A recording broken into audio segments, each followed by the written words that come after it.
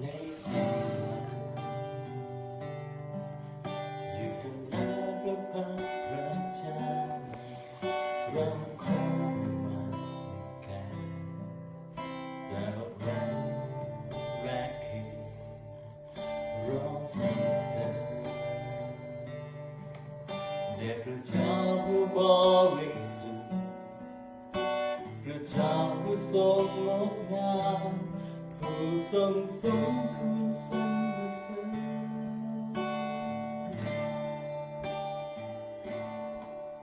ในสวรรค์อยู่ตรงหน้าพระพักตร์พระเจ้าเราขอนมัสการตลอดวันและคืนร้องสรรเสริญแด่พระเจ้าผู้บริสุทธิ์พระเจ้าผู้ทรงงดงาม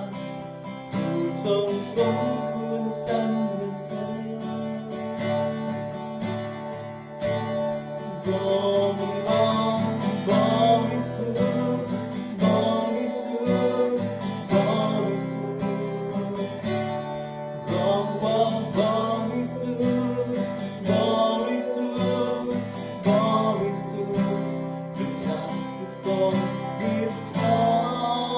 นุภาพสูงสุดลงในการก่อนลงในปัจจุบันผู้สิจะเสด็จมา